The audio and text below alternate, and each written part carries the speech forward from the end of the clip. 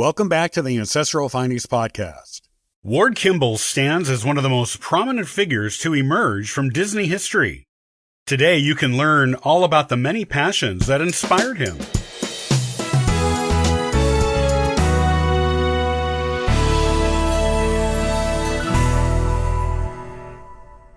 Among all of the notable figures to emerge into Disney's limelight, Ward Kimball numbers among the top. He was a man of many talents, and in fact, his biography, The Life and Times of Ward Kimball, Maverick of Disney Animation, opens by talking about his three greatest passions, which included art, antique vehicles, and music. The things that Ward did and the life that he lived that stands as an inspiration to all of us. If there's one way to sum up Ward's life, it's that he was different from the day he was born. He was born on March 4th, 1914, in Minneapolis, and his mother, Mary Kimball, always liked to recount a story of that day. You see, one of Ward's biggest passions in life was trains, and on the day he was born, Mary struggled through a difficult labor. As she did, she could see through the hospital's window a slow freight train going by over a precarious bridge, and she wondered if, while giving birth, she'd end up witnessing a horrifying train crash should that bridge collapse. Mary liked to say that this is where Ward's passion came from, that she worried so much about that train while he was coming into this world that something of her thoughts must have passed on to him. That passion for trains would follow Ward throughout his life. As a kid, he spent lots of time playing with toy trains, and later in life, he turned his 3-acre backyard into an actual working railroad called the Grizzly Flats Railroad, complete with working locomotives. In fact, this is how the Disneyland Railroad came to be. Walt Disney took inspirations from Ward to create the railroad, and the Frontierland train station is inspired directly by the train station Ward had built for himself. Today, Disneyland's engine number 5 is named Ward Kimball, in honor of the animator. Music was another of Ward's passions, one that he'd grow into later in life. After he began working at Disney, he realized that many of the Disney animators had much in common, including a fondness for jazz. At one point, after many chats over lunch about music, Kimball, who was a trombonist, and Frank Thomas, a pianist, got into a jam session. And that's how the Firehouse 5+2 was born. The group would go on to become quite a famous Dixieland jazz band. So famous, in fact, that Ward was more well known as the band's leader than as an animator. They produced several records between the 1950s and 1970s, and in the 1950s, they even made a couple of television appearances. Ward Kimball, the artist. One thing to understand about Ward's upbringing is that he came from a poorer background, his family often struggling financially.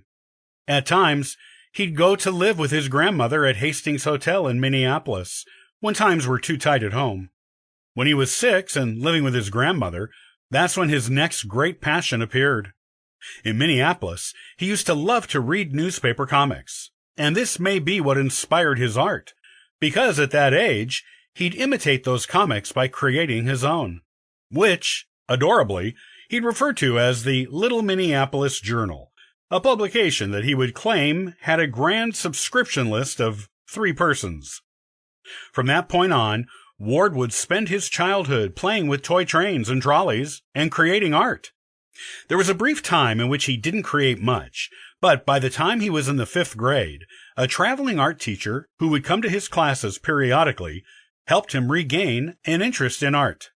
This led to him taking a correspondence course in art from W.L. Evans, specifically about cartooning.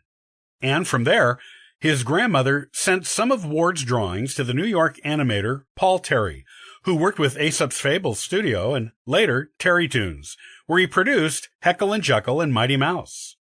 Terry sent a reply to Ward's submissions, encouraging the youngster to come to New York someday and look him up. By 1930, young Ward's interest in cartooning began to flourish. At this point, he was back with his parents, now living in Ventura, California, and he'd started attending weekly Mickey Mouse Club meetings. Here, he got to watch all kinds of live-action comedy shorts, along with animated films. Ward rapidly developed a fondness for Disney cartoons, which he considered much more technologically advanced than those of other studios, particularly since sound in television was a relatively new development, and Disney was creating animations to fit the sound, whereas others were making sound to fit older, soundless cartoons. When Ward entered high school, he channeled his inspiration from the cartoons he'd watched into art, entering contests against other students from all over Ventura County, including seniors who had been working hard to attend art school after graduation. Ward, a freshman at the time, came away with first prize for cartooning, a stunning accomplishment that fueled his interest in animating, despite the fact that his art education, particularly compared to his peers, had been sporadic at best. From that point on, Ward found ways to work as an artist. He hired himself out to a variety of local businesses, and he worked for his school's newspaper. He designed logos, hired out to paint a mural in a hamburger shop, and more. Once he graduated from high school, he went on to spend a brief amount of time in art school, though by all reports, his college experience lasted for around a year before he quit school. His parents weren't happy that he'd left college, and after briefly throwing him out for a couple of weeks, welcomed him back home, telling him that he needed to find a job. This was during the Great Depression, however, and Ward didn't know how he'd be able to do that. An art school friend of Ward's told him of an opening for artists at Disney. Ward was ambivalent. At that point, he saw himself painting for publications like Redbook or the Saturday Evening Post. Still, he put a portfolio together, and on Friday, March 30th, 1934, his mother drove him to Los Angeles, where he applied for Disney. Walt Disney himself took a look at Ward's portfolio and told him that he should be ready for work on the following Monday. The rest, as they say, is history.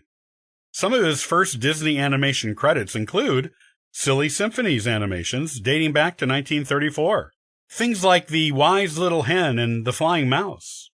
Ward would go on to become one of Disney's 9 old men, and his film credits include some of Disney's most famous works, including Cinderella, Alice in Wonderland, Peter Pan, Snow White and the Seven Dwarfs, and more.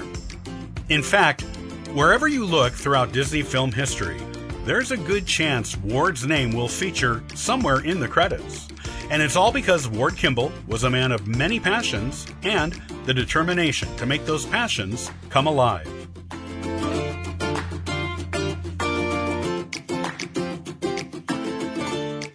Thanks for listening and subscribing to the Ancestral Findings podcast.